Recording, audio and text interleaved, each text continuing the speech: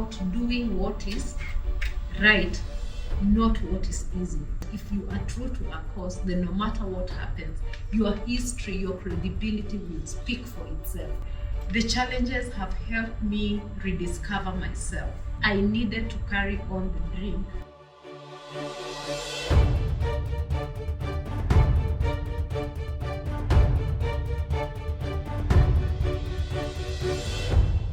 This is the Legends Jasiri edition.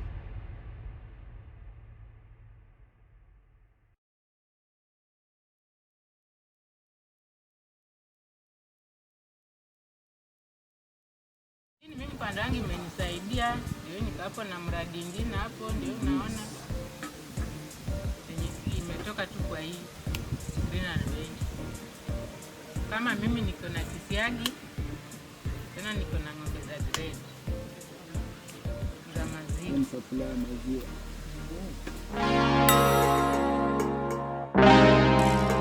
I am Bernadette Muyomi, the founder and current CEO of Agri Ventures, which is a social enterprise that finances informal rural entrepreneurs to make them profitable and sustainable.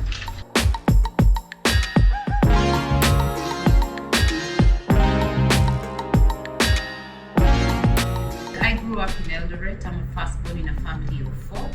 I went to school in Eldoret. I actually pursued nursing for my first undergraduate, and then for my master's I did development studies, and in the recent past I have also pursued a master of philosophy in disability rights in Africa. So in terms of my upbringing, I grew up in an ordinary family, an ordinary Kenyan family of 2 very strict teachers who were disciplinarians and expected their children to be nothing less than typical traditional career people. Probably that is why I ended up considering a career in nursing. Despite having been trained as a nurse, I have never gotten a chance to work as a nurse. And here I am today in the field of entrepreneurship. I worked in the NGO sector for a long time, close to 10 years, both in Kenya and abroad. And it is here that I started interacting with the face of poverty. But even back then, I interacted with poverty as a statistic and something as a work obligation. Then in 2013, I moved to Busia after being appointed to work as a county executive. And it is at that point that I started interacting with people whom I closely relate with in terms of family, ethnicity, background, language, and I saw that poverty is not just a statistic, but it is a way of life that can rob people of their inherent dignity. And at that point, I realized it cannot be business as usual, especially having served in a public office at that time and sitting, witnessing hundreds of people walking to my office on a daily basis, asking for handouts. And as I continued to interact with them, I started to ask them about what kind of resources they had around them and why they were not utilizing these resources to earn a sustainable livelihood.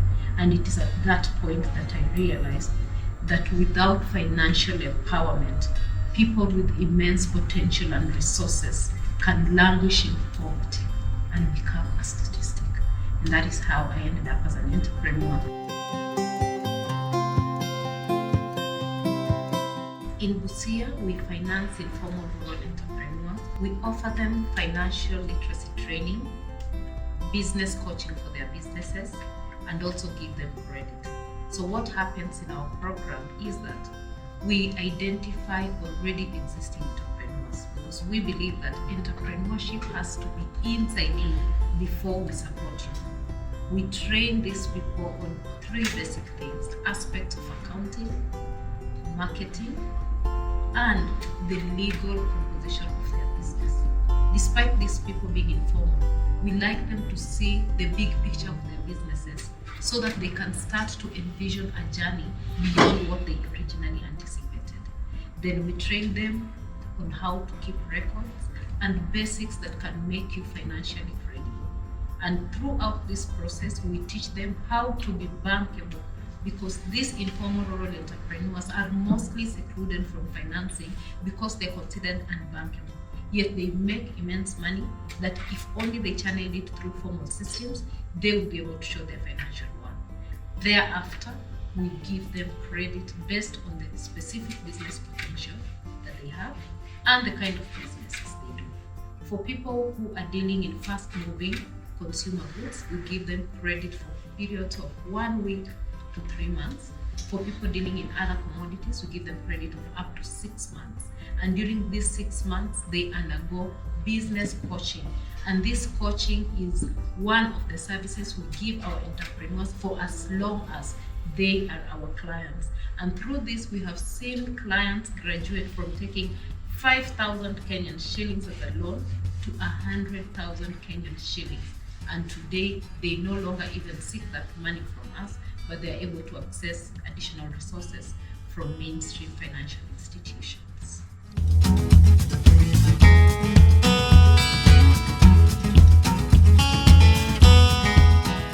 Entrepreneurship is the ability to identify and go for an opportunity to generate money while at the same time have a positive impact in the community. For me, it is not entrepreneurship until you have that social impact, and that is why I don't just consider myself an entrepreneur, but a social entrepreneur. From the onset of starting our business, our idea was to have a paperless solution so that we can embrace technology. However, what we didn't know is that this was going to take a long period of time. The last year, 2020, when COVID happened and the world was at a standstill, we saw an opportunity to digitalize. And that is the moment we harness technology. And now we have a group financing model, which is our biggest milestone in terms of digital incorporation, where we have moved the group operations from face-to-face interactions to using a group-based mobile platform where our entrepreneurs interact, access their savings. Apart from accessing their savings, they are able to guarantee each other's loans, check on balances, and continuously create a credit worth criterion that they can use to back up their ability to borrow in future. And we consider this innovative because for a long time, groups have existed, but they have not had a digital way and a formalized way that people can collect real-time data and also show credibility based on how they have been paying their loans, and even have evidence for that. Usually it's about looking for people who can speak for you, but here we have a platform that can generate data, and we are hoping that other financial institutions can be able to now use this kind of history to open up their doors to these informal rural entrepreneurs who were previously not considered in their financial considerations.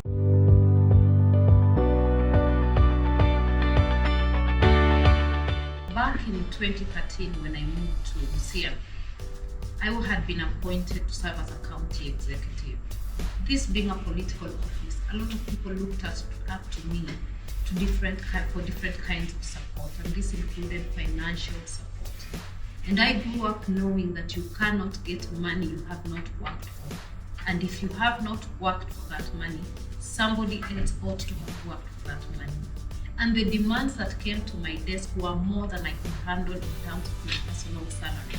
And I started asking myself, I am willing to assist these people with the kind of issues they are bringing to my table. But practically speaking, I do not have the capacity to give them money. And I started asking them prodding questions whenever they would come to me. Do you have a piece of land I can buy you vegetable seedlings so that you grow them and then be able to have something you can do over a long period of time? Do you have any animals you can sell and then get some money and then keep selling and make some money? And I realized that people were not seeing the capacity they had, and all the time they kept on referring to not having money. In 2013, when this was happening, there was a heightened discussion at the global level on climate change. So when I first started my organization, I knew one thing for sure, that I wanted to help people, but they needed to work and earn from what they were going to get from me. And so, in the midst of trying to see how I could localize the interventions around climate change, I decided to come up with a model that would help these people and embrace them to be part of the conversation, while at the same time generate money. I had heard a lot of people talk about fruits that had become extinct back in the village. That a while ago people would walk alongside the road and they would see all kinds of fruit growing on people's farms. That is non-existent right now. And then I realized that our people can actually grow fruit because we are an agricultural community. So I introduced the idea of growing fruit and then pulling farmers together so that they can collectively bargain for good prices. But then there was a hitch. I was trying to demonstrate something that I was not doing, and it was difficult for many people to believe in this. And so what I did, I bought a farm and created a model fruit farm. And I started growing assorted fruit trees. One of the fruits that mature very fast are pawpaws. So when it was time to harvest the pawpaws, I went to my farm, and shock on me, there was nothing to harvest. The pawpaws had been stolen. And at that point, I asked the people who had been working for me, and they told me, "Madam, this is the season for hunger. Nobody has food to eat. How would you feel coming to this village and hear that somebody's child has died of hunger when you have pawpaws on your farm?" And when the person asked me that question, I realized that indeed I wouldn't have taken it light. I would have actually asked them why they didn't consider getting those pawpaws and eating.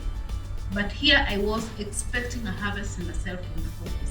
It is at that point that I realized that it is not just enough to demonstrate something like that, but you must start to give people power to do what they want, what they own in terms of their day-to-day business. I was trying to impose an idea on them, and then based on my own passion and understanding.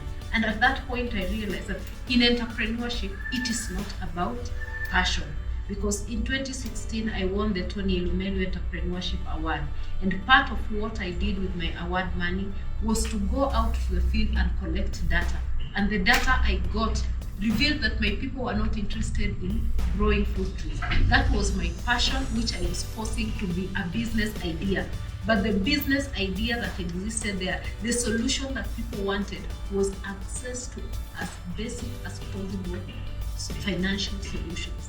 And I decided more than ever it was time to start lending, but informed lending based on confidence that this person understands what they need to do with the little resources that you're giving them, and that they have a responsibility to repay the money, because you cannot earn money you have not worked.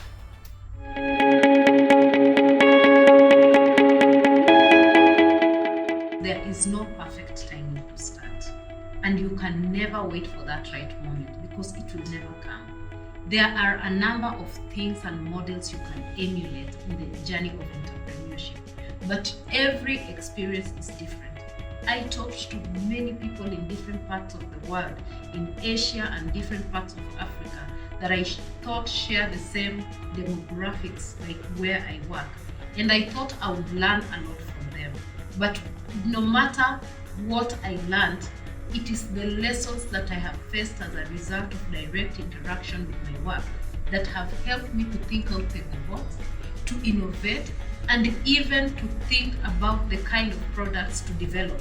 Because I have seen people develop different products, but when all is said and done, it comes down to that product or that solution that is needed by an entrepreneur in my own village. So I can say there is no right time to start. And if you're going to wait for a perfect moment, that moment will never come. So it has to be you soldiering on and taking the risk, because entrepreneurship is a risky journey. having worked in the public service, there was a lot of certainty in one way or another. There is comfort in living on policies that were created to serve for years. And in the journey of entrepreneurship, you are building your own brand, making your own policies, changing based on day-to-day encounters, and therefore you have to be as fluid as possible, yet as focused as you can to ensure that you do not divert from your path while you keep changing. When I started off this journey, as part of my learning through my first accelerator that I have talked about, I was expected to analyze myself and understand my strengths and my weaknesses. I had a passion, I had a dream, I saw the need, but I did not have a background in finance. So what I did initially was to get a female co-founder who came on board, and we registered a company which we had 50-50 shareholding, ran this company, but in 2018 we fell apart as a result of external forces. And when we fell apart, I moved out of the company and continued now with my current venture. So I can say that I didn't have the initial capacity in terms of running the business. So this lady I brought on board had a banking experience. She helped me identify taught me how to identify the clients, and from there we allowed the organization to grow organically through referrals, and the rest is history, I can say. The greatest challenge that I faced from the onset in my business was understanding how to structure my business, how to take control and charge of the business, and when to allow additional shareholders into my business. So one of the challenges that I faced back in 2018 was the issue of organizational reputational risk. Because the issue that led to my initial downfall was a situation where my co-founder's partner wanted stakes in the company, and they did it in a way that almost cost us an investor relationship. But thankfully, our journey had been steadfast, and I remained true and authentic to what I had purposed to do. And a year later, the investor was able to come back on board and continue supporting us to grow, because they believe in the power of what we were doing. So I can say those are setbacks.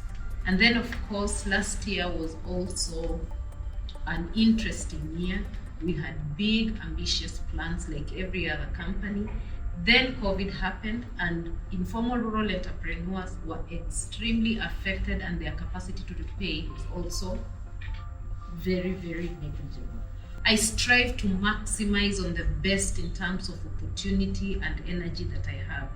And whenever I'm faced with a challenge, the first thing I do is to take a pause and identify the right battles to fight. Do I want to fight an emotional battle? Do I want to fight a reputational battle? Do I want to fight a financial battle? And then I try to isolate the things I can salvage and directly have control over. Where I have control, I take charge, because that is where my power lies. Where I have no control, I give less time and energy, because I will be chasing things that are beyond my ability to control the outcome.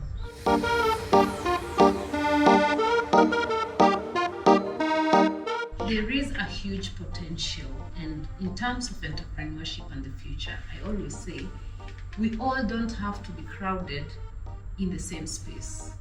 The world has become a global village, to a point that you only need to identify what people need within your locality and see how to grow with it. And entrepreneurship opportunities are everywhere.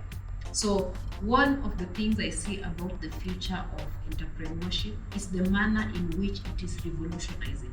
I started off my business in Lucia, but today, having set up an innovative digital platform, we are able to use this platform and allow organizations beyond our continent in different settings to use the same platform, and it earns us revenue. Yet our physical and actual presence is in Busia. That is where we began our work, but our story of change and our journey can be felt in different localities because we are able to embrace whatever it is that is making us feel like this world is so small, and that is technology. Who do I want to be, and what do I want to leave behind? And I actually realized that I would like to be the kind of person who can open up a door and help somebody to see work in themselves and see a potential they ordinarily wouldn't have seen. And it is something I'm already saying. People look up to me in my community for business ideology shaping. When you see people just calling you to brainstorm, it means that they understand the influence of your words in their business and in what they're trying to do. So that is what keeps me going. Seeing people grow. Making money doesn't mean you're profitable. So you must understand your journey and take time to grow until this business can finally start paying you. So it is a journey.